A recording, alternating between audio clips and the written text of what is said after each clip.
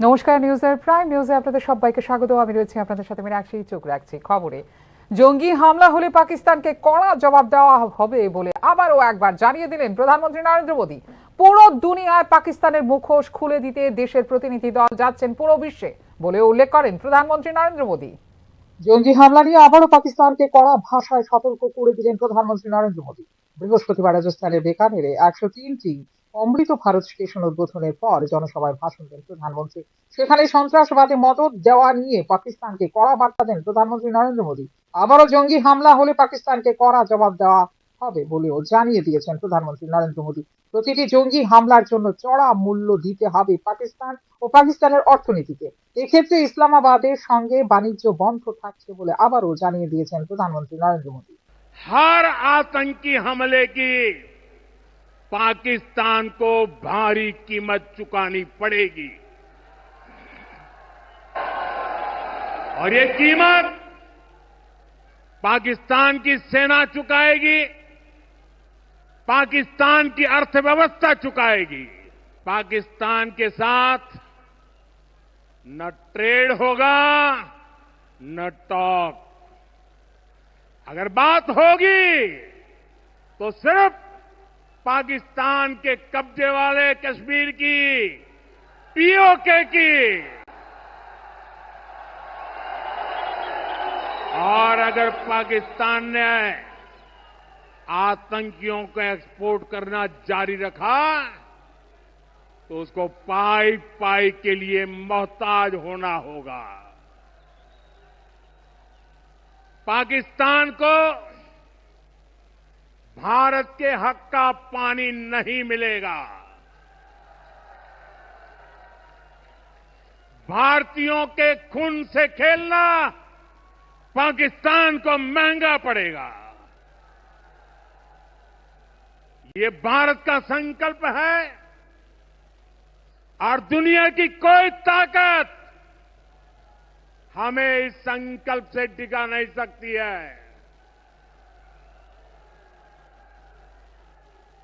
भाइयों और बहनों, विकसित भारत के निर्माण के लिए सुरक्षा और समृद्धि दोनों जरूरी है। ये तभी संभव है जब भारत का कोना कोना मजबूत होगा।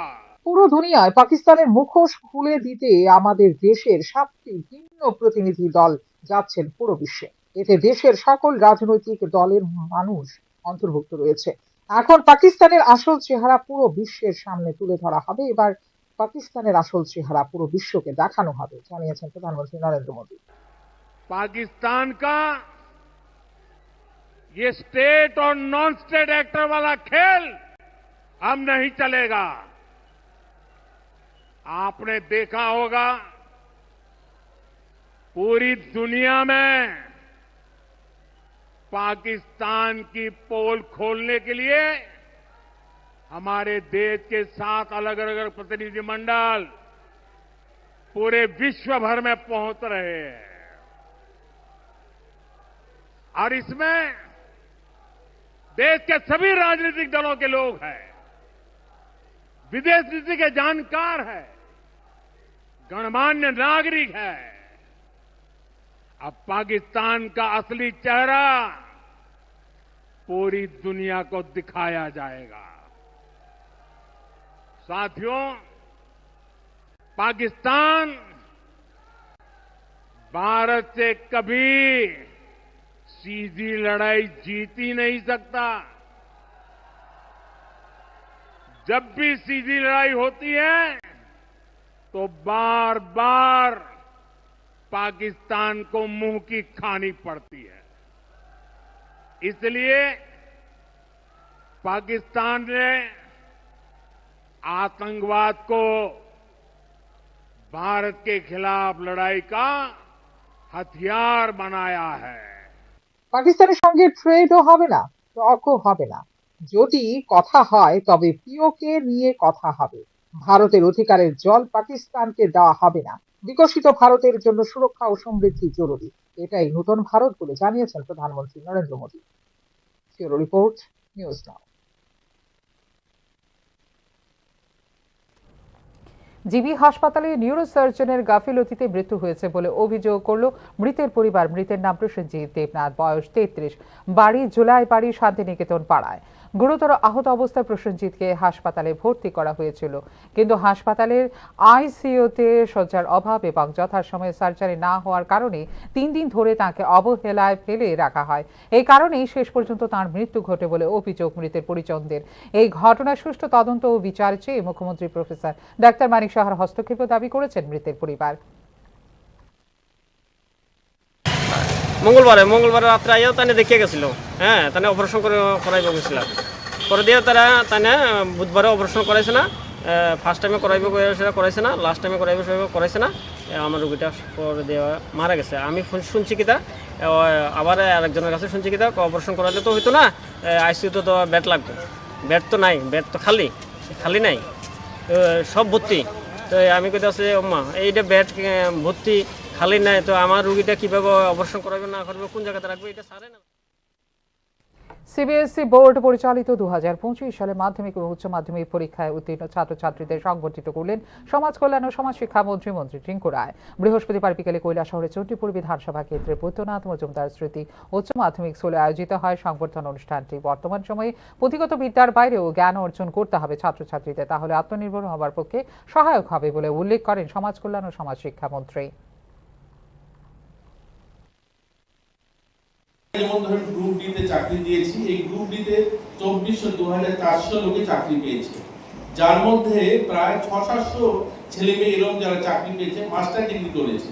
এই মাস্টার ডিগ্রি ছেলেরা গ্রুপ ডি তে চাকরি পেল। এখন দেখুন এই স্কুলটাতে যারা শিক্ষকতা করে এরকম অনেকেই আছেন যারা গ্রাজুয়েশন করে চাকরি পেয়েছেন, তারা সাবরুম থেকে শিয়ালদহগামী কাঞ্চনজঙ্ঘা এক্সপ্রেস ট্রেনে পুত্র সন্তানের জন্ম দিলেন মা। খবর পাওয়া মাত্রই দ্রুত পদক্ষেপ নিয়ে মা ও নবজাতককে ধর্মনগর রেলওয়ে স্টেশনে উদ্ধার করে জিআরপিএস। এরপর বিষয়টি জানানো হয় ধর্মনগর রেলওয়ে হাসপাতালে। হাসপাতাল থেকে চিকিৎসক ও নার্সরা স্টেশনে এসে মা ও শিশুকে পর্যবেক্ষণ করেন। তারা পরবর্তীতে ধর্মনগর জেলা হাসপাতালে খবর দেওয়া হলে একটি অ্যাম্বুলেন্স এসে মা ও শিশুকে রেলওয়ে স্টেশন থেকে নিয়ে যায় জেলা হাসপাতালে। বর্তমানে মা ও শিশু চিকিৎসাধীন রয়েছেন ধর্মনগর জেলা হাসপাতালে। রাঁচির বাসিন্দা প্রসূতি মায়ের নাম কেতকী নাগাশিয়া এবং পিতার নাম ক্যাটকা নাগাশিয়া বলে জানিয়েছে পুলিশ।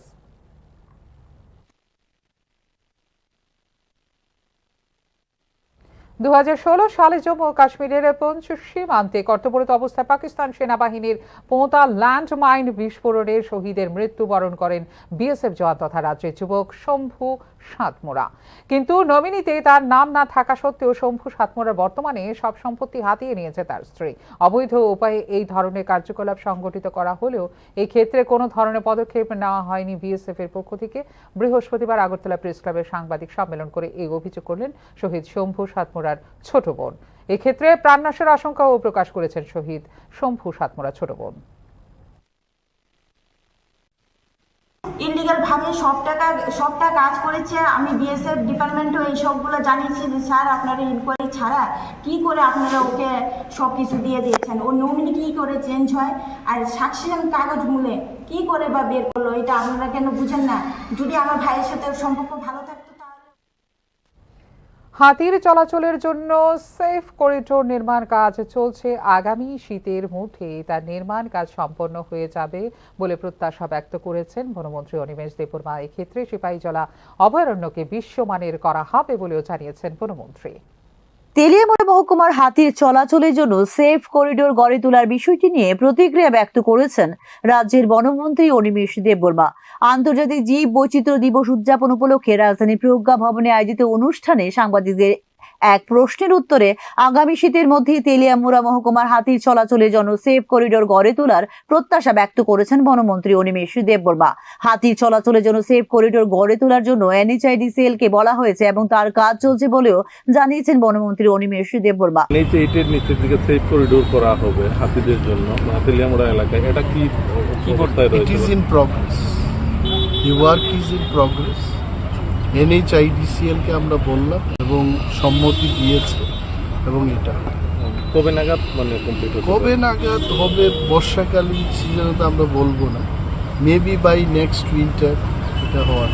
সিপাহী জেলা অভয়ারণ্যকে বিশ্বমানের করা হবে, এই ক্ষেত্রে উন্নত পরিকাঠামো গড়ে তোলা হচ্ছে বলে অপর এক প্রশ্নের উত্তরে জানিয়েছেন বনমন্ত্রী অনিমেষ দেববর্মা। বৃক্ষ ছেদনের আগে 3 থেকে 4 গুণ বৃক্ষ রোপণ করা হলে অনেকাংশে ক্ষতি কিছুটা পুষিয়ে নেওয়া যায় বলে জানিয়েছেন বনমন্ত্রী অনিমেষ দেববর্মা। সিপাহীজলা জুকে আমরা বিশ্বমানের করব, এটাই আমাদের পরিকল্পনা। এবং এই যে বাঘের বাচ্চা হয়েছে এখানে, পরিবেশ আছে বলেই হয়েছে। পরিবেশ যদি না থাকতো, পরিকাঠামো যদি আমাদের সেই পর্যায়ে না থাকতো, এটা কি করে সম্ভব? তো বাঘের বাচ্চা হয়েছে, তাতেই প্রমাণ হলো সিপাহীজলা জো আগে যে লেভেলে ছিল সেই লেভেল থেকে উঠে এসে এখানে বন্য প্রাণীদের জন্ম দেওয়ার মতো সেই ক্ষমতা আমরা অর্জন করতে পেরেছি। এবং আরও বেশি ভালো কাজ চলবে, তার জন্য আমাদের এগুলো তো আসলে ডেভেলপমেন্টের জন্য কিছু গাছ কাটতেই হবে। আর একটা জিনিস আমাদের মাথায় রাখতে হবে, এই গাছগুলো কাটা হচ্ছে 3 গুণ বা 4 গুণ বেশি করে আমরা যদি গাছ রোপণ করি বা লাগাই, তাতে হয়তো বা আমাদের একটু লাভ হবে। তবে এই বিষয়ে এটা তো শুধু ফরেস্ট ডিপার্টমেন্টের ব্যাপার, যে road infrastructure, PWD, rural development, যারা এই সমস্ত দপ্তর নিয়ে কাজ করছে ওনাদেরকেও ভাবতে। উল্লেখ করা যেতে পারে, যেহেতু জাতীয় মহাসড়ক 8 আপগ্রেড করছে NHIDCL, তাই খোয়াই জেলায় 3টি আন্ডারপাস নির্মাণের জন্য জাতীয় মহাসড়ক ও অবকাঠামো উন্নয়ন কর্পোরেশন লিমিটেড বা NHIDCL কে অনুরোধ করেছে রাজ্য সরকার, যার লক্ষ্য হলো মুঙ্গিয়াকামী এলাকায় হাতি নিরাপদ চলাচলের জন্য সেফ করিডোর তৈরি করা। জীব বৈচিত্র্যকে রক্ষা করার জন্য তৃণমূল পর্যায়ে জনসচেতনতা গড়ে তোলার উপরও এদিন গুরুত্ব আরোপ করেছেন বনমন্ত্রী Animesh Debbarma. Bureau report, news now. ভৌগোলিক প্রতিবন্ধকতা সত্ত্বেও গ্রামীণ এবং প্রত্যন্ত অঞ্চল থেকেও সর্বভারতীয় প্রতিযোগিতামূলক পরীক্ষায় সাফল্য অর্জন করা যায়, তা আবারও একবার প্রমাণ করল ত্রিপুরা। সর্বভারতীয় 116 নম্বর র্যাঙ্ক অর্জন করে IFOS ক্র্যাক করলেন শিলাছড়ির কেনেথ চাকমা। মর্যাদাপূর্ণ UPSC পরিচালিত ইন্ডিয়ান ফরেস্ট সার্ভিস পরীক্ষা 2025-এ সাফল্যের সঙ্গে উত্তীর্ণ হয়েছেন দক্ষিণ ত্রিপুরার শিলাছড়ি গ্রামের কেনেথ চাকমা। সর্বভারতীয় 116 নম্বর র্যাঙ্ক অর্জন করেছেন কেনেথ চাকমা। তিনি রাজ্যের একমাত্র প্রার্থী যিনি এই বছর স্থান পেয়েছেন চূড়ান্ত তালিকায়। গর্বিত করেছে যা সমগ্র রাজ্যকে। বর্তমানে জিওলজিক্যাল সার্ভে অফ ইন্ডিয়া বা GSI এর একজন সিনিয়র জিওলজিস্ট হিসেবে কর্মরত কেনেথের শিক্ষাগত যোগ্যতাও অসাধারণ। মুম্বাইয়ের ইন্ডিয়ান ইনস্টিটিউট অফ টেকনোলজি থেকে অ্যাপ্লাইড জিওলজিতে স্নাতকোত্তর ডিগ্রি অর্জন করেছেন কেনেথ চাকমা। GRF এবং গ্যাট ও সাফল্যের সঙ্গে উত্তীর্ণ হয়েছিলেন কেনেথ চাকমা। আগরতলার হোলি ক্রস স্কুলে প্রাথমিক শিক্ষা সম্পন্ন করার পর বিশাখাপত্তনমের বিকাশ বিদ্যালয় থেকে দ্বাদশ শ্রেণী সম্পন্ন করেন তিনি। নতুন দিল্লির জওহরলাল নেহেরু বিশ্ববিদ্যালয়ে PhD প্রোগ্রামে ভর্তি হয়েও ভারতীয় সিভিল সার্ভিসে যোগদানের স্বপ্ন পূরণের জন্য পড়াশোনা থেকে বিরতি নেওয়ার সিদ্ধান্ত নেন তিনি। পঞ্চম প্রচেষ্টায় IFOS পরীক্ষায় উত্তীর্ণ হন কেনেথ। আগের 4টি পরীক্ষায় ব্যর্থতার মুখোমুখি হয়েও হাল ছাড়েননি তিনি। তার অধ্যাবসায় এবং নিষ্ঠা ত্রিপুরা এবং উত্তর পূর্ব অঞ্চল জুড়ে সিভিল সার্ভিস প্রার্থীদের জন্য অনুপ্রেরণামূলক বলে মনে করছেন শিক্ষানুরাগী মহল। কেনেথ চাকমার বাবা উত্তম কুমার চাকমা বর্তমানে ত্রিপুরা সরকারের সচিব হিসেবে কর্মরত, যিনি নিজেও একজন IAS অফিসার। কেনেথ চাকমার সাফল্যের গল্প রাজ্য জুড়ে, বিশেষ করে গ্রামীণ এবং প্রত্যন্ত অঞ্চলে বিশেষ উৎসাহের সৃষ্টি করেছে, যেখানে তার যাত্রাকে স্থিতিস্থাপকতা এবং কঠোর পরিশ্রমের ফল হিসেবে তুলে ধরছেন অনেকে। সেপ্টেম্বরে মৌসুরি লাল বাহাদুর শাস্ত্রী জাতীয় প্রশাসন একাডেমিতে 2025 সালের অল ইন্ডিয়া সার্ভিসেস অফিসারদের ব্যাচে ফাউন্ডেশন কোর্সে যোগদান করবেন কেনেথ চাকমা। এরপর তিনি বনায়ন এবং পরিবেশ ব্যবস্থাপনার উপর বিশেষ প্রশিক্ষণের জন্য যাবেন দেরাদুনের ইন্দিরা গান্ধী জাতীয় বন একাডেমিতে। এই সাফল্যের মাধ্যমে কেবল তার পরিবার এবং ত্রিপুরা রাজ্যের জন্য সম্মান বয়ে আনেননি, উপরন্তু ভৌগোলিক বা অর্থনৈতিক সীমাবদ্ধতা, দৃঢ়তা এবং উচ্চাকাঙ্ক্ষাকে দমিয়ে রাখতে পারে না তা প্রমাণ করেছেন কেনেথ চাকমা।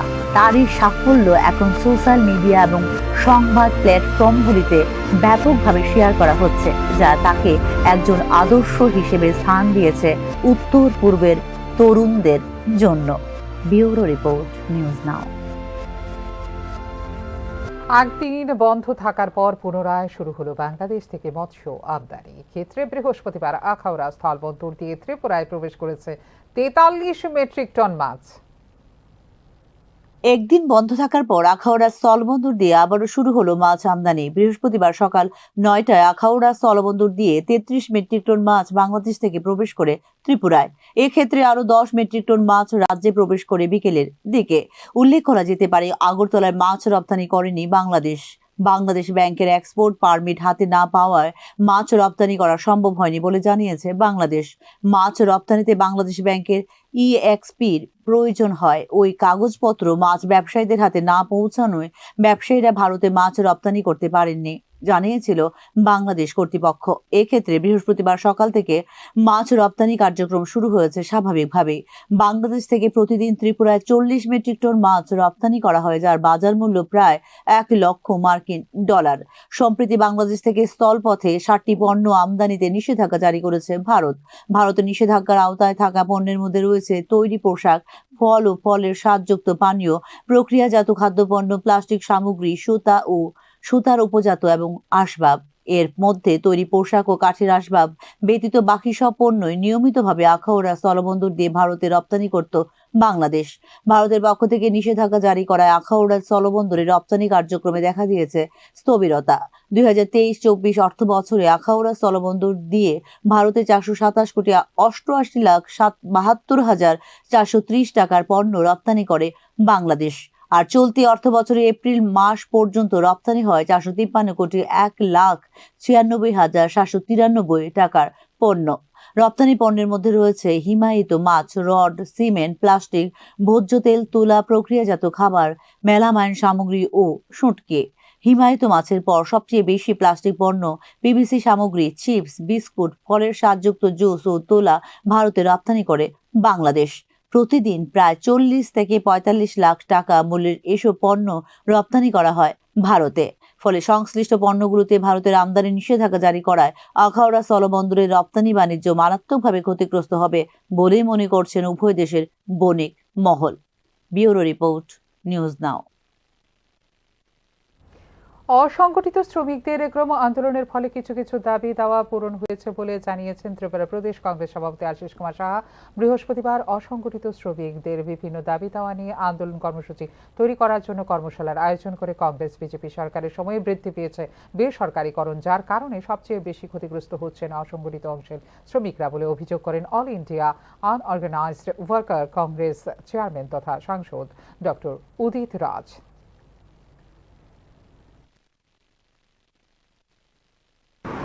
सुविधाएं मिलनी चाहिए, लेकिन इस समय जब बीजेपी है, बीजेपी सारा ठेकेदारी पर कंट्रैक्चुअल सिस्टम, प्राइवेटाइजेशन के मोड पे चली जा रही है।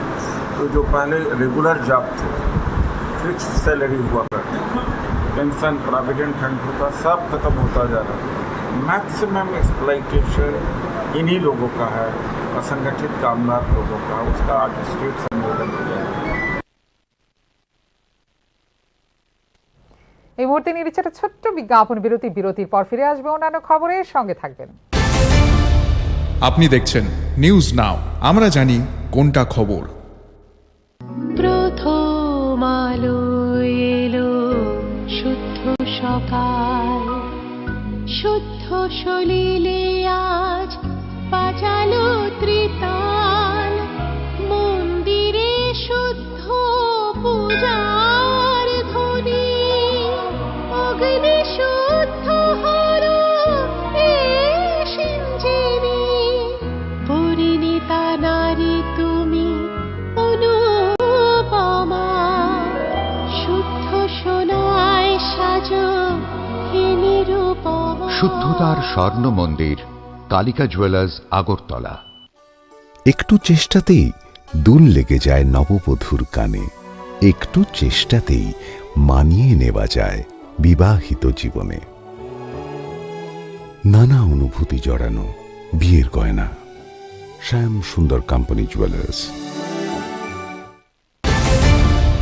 আপনি দেখছেন নিউজ নাও, আমরা জানি কোনটা খবর। বিরতির পর স্বাগত, চোখ রাখছে অন্যান্য খবরে। নয়া জাতীয় শিক্ষানীতি 2020 সারা দেশে সমেত ত্রিপুরা রাজ্যের শিক্ষা ক্ষেত্রে ডেকে এনেছে বিপর্যয়। সাংবাদিক সম্মেলনে অভিযোগ করল all India save education committee. দেশের মোট 18টি রাজ্যে বিকল্প জাতীয় শিক্ষানীতি প্রকাশ করা হয়েছে বলে বৃহস্পতিবার সাংবাদিক সম্মেলন করে জানিয়েছে all India save education committee Tripura রাজ্য কমিটি। শিক্ষাকে রাজ্য তালিকার একটি বিষয় হিসেবে প্রস্তাব করে সে অনুযায়ী ভারতীয় সংবিধান পুনরায় সংশোধনের দাবি করেছে all India save education committee Tripura রাজ্য কমিটি। এই ক্ষেত্রে 3 থেকে 17 বছর বয়সী সকলের জন্য বিনামূল্যে শিক্ষা নিশ্চিত করার দাবিও জানিয়েছে all India save education committee. জাতীয় যে সর্বনাশাকারী নতুন শিক্ষানীতির বিরুদ্ধে একটা নতুন শিক্ষানীতি people's education policy alternative policy ওনারা তৈরি করেছেন অল ইন্ডিয়া সেভ এডুকেশন কমিটির পক্ষ থেকে। এখন প্রশ্ন হচ্ছে এই যে শিক্ষানীতি হচ্ছে টাকা ভর্তি ব্যাগ ছিনতাই করতে এসে প্রাণঘাতী আক্রমণ পেট্রোল পাম্প কর্মীর ওপর। ঘটনা 24 ঘন্টা পরেও পলাতক অন্যতম অভিযুক্ত। গোটা বিষয় নিয়ে আশঙ্কা এবং উদ্বেগ প্রকাশ করল all Tripura petroleum dealers association. Petrol পাম্পে পেট্রোল নিয়ে পরবর্তী সময়ে পেট্রোল পাম্প কর্মীর ওপর প্রাণঘাতী হামলা। ঘটনা উদয়পুর রমেশ চৌমোহনী এলাকার রাজীব পেট্রোলিয়ামে বুধবার রাত 10টা নাগাদ আক্রান্ত হন পেট্রোল পাম্পের কর্মী কৃষ্ণ আচার্য। টাকার ব্যাগ ছিনতাই করতে গেলে 3 জন দুষ্কৃতীর সঙ্গে শুরু হয় ধস্তাধস্তি। পরবর্তী সময়ে পেট্রোল পাম্পের ওই কর্মীর ওপর হেলমেট ও গ্যাস সিলিন্ডার দিয়ে আক্রমণ করে 3 জন দুষ্কৃতী।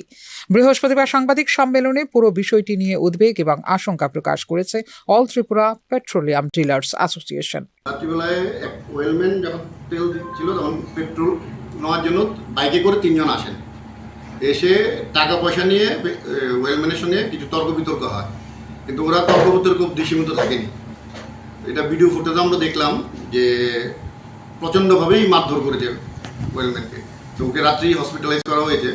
এর মধ্যে 3 জনের মধ্যে 2 জনকে পাম্পে যারা ছিল আশেপাশে ওরাই মানে ধরতে বাধ্য হয়েছে। তখন পুলিশ আসার পর ওই 2 জনকে থানায় নিয়ে গেছে।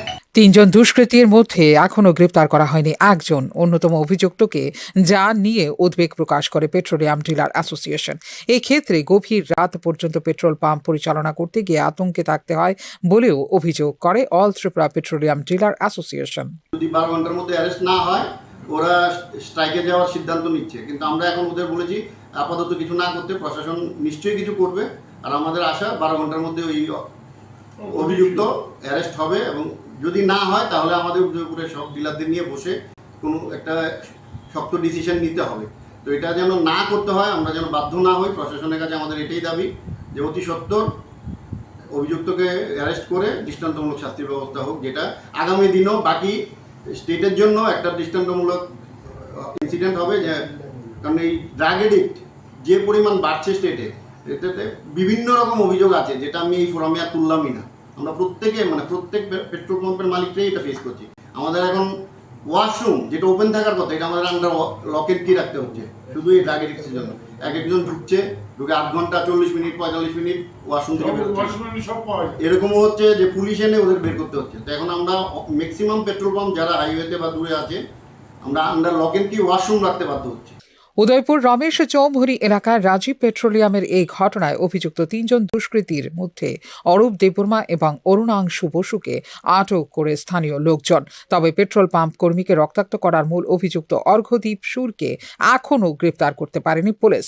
এদিকে আশঙ্কাজনক অবস্থায় হাসপাতালে চিকিৎসাধীন পেট্রোল পাম্পের কর্মী কৃষ্ণ আচার্য। ফিউরো রিপোর্ট, নিউজ নাও।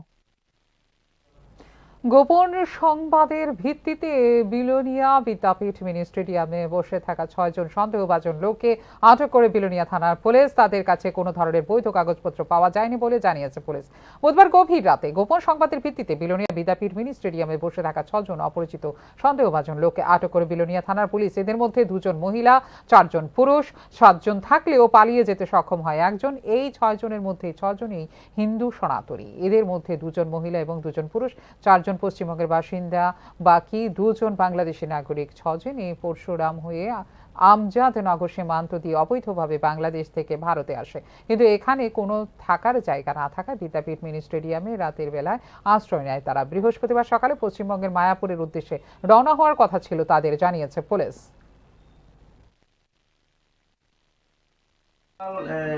মানে মধ্যরাতে বিলুনিয়া থানাতে গোপন সংবাদের ভিত্তিতে আমরা বিলুনিয়া থানার পুলিশ বিদ্যাপীঠ স্কুল গ্যালারিতে এখান থেকে মানে সার্চ করে সেখানে সন্দেহভাজন 6 জন ব্যক্তিকে পাই। 6 জনের মধ্যে 2 জন। এখনকার মতো এই মুহূর্তের সংবাদ এই পর্যন্ত। ওনারও আপডেটস দেখার জন্য অবশ্যই নজর রাখতে হবে নিউজ নাওর পর্দায়। নমস্কার, শুভরাত্রি।